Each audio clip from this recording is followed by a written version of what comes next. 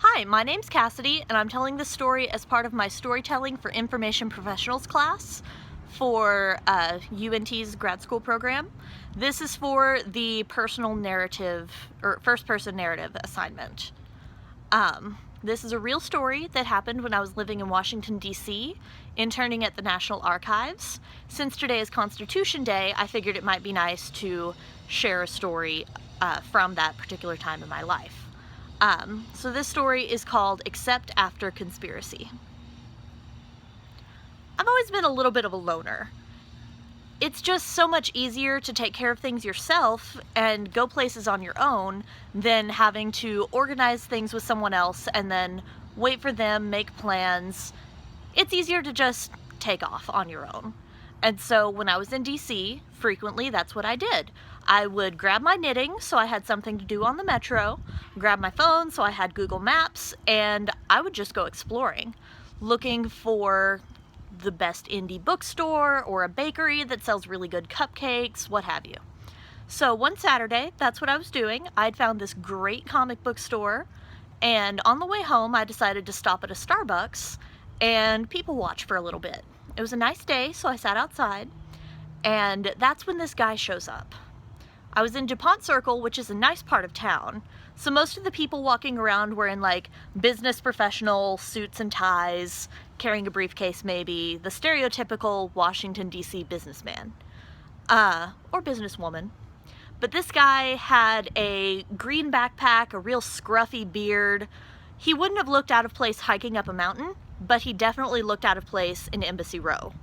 So he approaches me and I'm like, oh no, this random guy is gonna talk to me. I'm here by myself. I don't know who this guy is. And then he approaches the lady at the table next to me. And I go, okay, I dodged that bullet.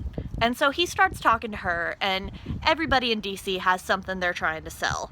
So I wasn't really paying attention until I overheard what it was he was talking about. This guy was convinced that the root of all evil in America was words, not specifically, you know, the words of certain politicians or anything like that, but that letters had inherent character that could be good or bad, and that those letters forming words were what was the problem in America. And so one of his examples was the letter H. It's untrustworthy. It stands for heaven, but also for hell. And a capital H looks like two people shaking hands, or maybe someone stabbing someone else in the back. Like, you just can't trust that letter. And so at this point, I'm definitely listening, but I'm trying not to act like it, because I still don't want him talking to me. I'm fine listening from the next table over. And so he's explaining to this lady, and she kind of nods like, okay, and says, have you met Jesus? And he says, yeah, let me tell you all about this letter thing and how it relates to Jesus. And so he starts talking about the symbolism of the letter C and how it's for cross and also for Christ and probably also for conspiracy and maybe coincidence, I don't know.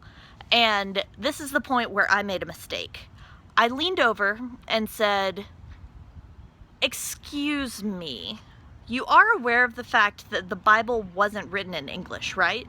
So those words actually don't contain the same letters, unless you also speak Aramaic.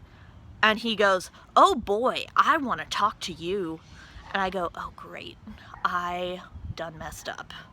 So he grabs his little notebook and all of his notes and stuff and transfers them over to my table.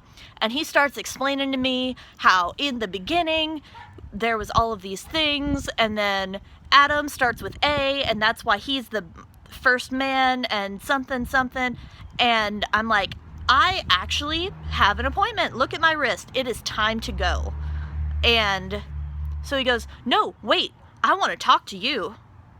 And I say, I'm sorry, sir, I don't know you, so I would be more comfortable going by myself.